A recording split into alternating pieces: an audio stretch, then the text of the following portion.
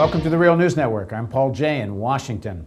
In cities across America, there have been campaigns over the last few years for what's called a minimum wage, that for companies that either do business with a city or get civic subsidies in some way, sometimes it's tax breaks or other kinds of subsidies, they have to pay workers what's called a living minimum wage. Now, the federal minimum wage is $7.25 an hour, but in a lot of cities, that's not enough to afford shelter, food, basic necessities. So in New York, this fight is broken out. The Living Wage Campaign has a piece of legislation in front of the New York City Council, which would legislate that companies do business with the city have to pay $10 an hour with benefits or $11.50 an hour without benefits, because that's what they say it takes to survive in New York City. Well, Mayor Bloomberg and the city, and some of the city council at least, were not so happy with this piece of legislation. So they hired a company called Charles River and Associates, paid them $1 million to find out what would be the effect of such a legislation. And lo and behold, Charles Rivers and Associates, which does a lot of consulting work for corporate America, came back and determined that there would be more jobs lost, and as a result, less overall aggregate benefit to lower paid workers. Now, joining us to discuss the other side of this issue is Jeannette Wicks Lim. She was part of a study that looked at the study and at the issue of a minimum wage, and she advocates a minimum wage in New York City. Jeannette joins us from the Perry Institute, Amherst, Massachusetts at UMass. Thanks for joining us. Hi, thanks for having me. So what's the main issues of controversy here? Well, it's like you said, to begin with, the basic concern about this living wage proposal is whether or not there would be significant employment losses as a result. Of course, if there are employment losses as a result of a living wage proposal, then the workers who are supposed to be benefiting from this kind of proposal would lose out, at least some, because some would lose their jobs altogether. So what I want to also just say right at the start is that the amount of information we have about the study is it's not a whole lot. We have a summary of what they've done as a report. There's two studies here. So the Charles Rivers and Associates Commission study by the New York Council, that we only have an executive summary, and we're waiting for the whole report. There's another study which you were involved with. So just so people get clear, there's two competing pieces of research going on. Well, let me clarify even further. And what we did is we commented on what was released by the Charles Rivers Associates study. That they provide a summary of what they find, and they make some pretty serious statements about the type of employment losses that would be experienced in New York City if this living wage proposal passed. What we do is we take a look at what they're saying and evaluate whether or not we think what they're saying is reasonable. And what we contend, and we make a statement about this has been released publicly, is that their estimates for the job losses as a result of this living wage proposal are implausible. They're implausibly large. Okay, now why do you think so? You've been looking at this issue across the country in other cities. You've looked at New York. So that, just to give their argument, their basic argument is there is you could say, a law of supply and demand, and if you interfere with that, you just wind up forcing employers to lay people off. So what's your response to that? Right. Well, let me just start with what their estimates are. I mean, about half the report focuses on their employment analysis, their labor market analysis, and what they conclude in that section of their report is that something on the order of 5 to 6% of jobs amongst low-wage workers would result if you had, this is a hypothetical example, 100% living wage increase. That is, that the minimum wage would rise by, it would double, so it would go up 100%.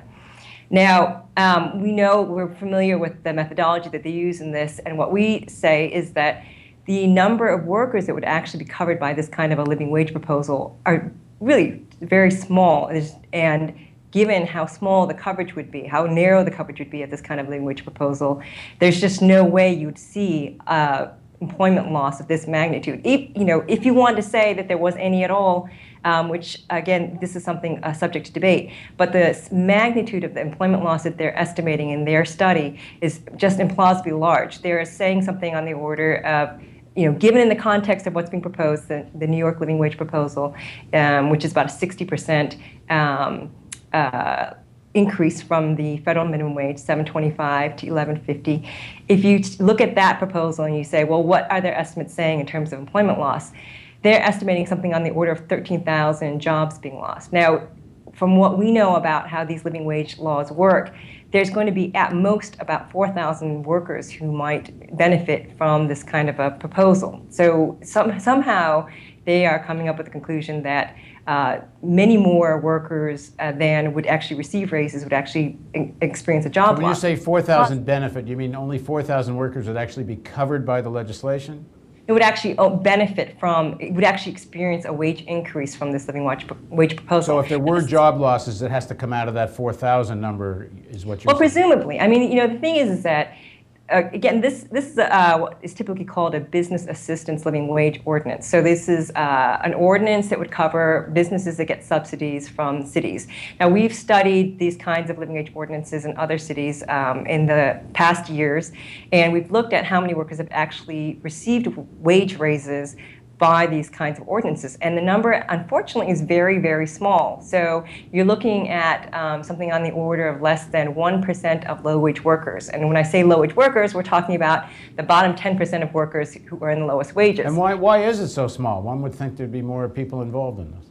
Well, the thing is that business assisted living wage laws are hard to enforce, and it seems that which businesses should be covered is not clear. I mean, within the city governments, there seems to be a lot of,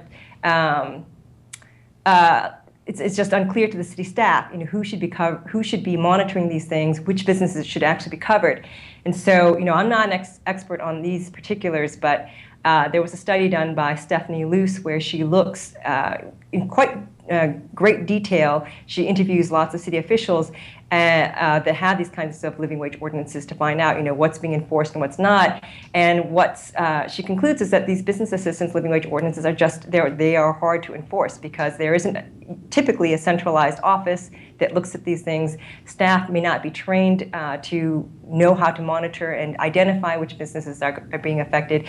And apparently these kinds of assistance, these types of assistance programs is organized in a very decentralized way in the city government. So there are different agencies involved, and they may not, confer with each other about what subsidies But presumably, people that want this legislation want it enforced and want it to be effective.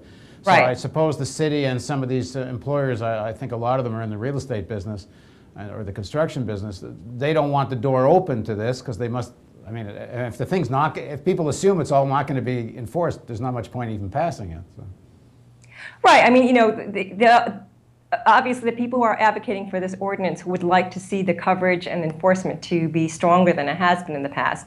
But our contention about the study that's been in the press that's been released by the Charles Rivers and Associates is that they make estimates based on what's been, what has happened in the past with these business assistance living wage ordinances. They have estimates of large employment losses relative to the number of workers that were actually covered, and they're implausible. The number of workers that would lose jobs is way too large in terms of the number of workers who actually benefit from these kinds of ordinances. So,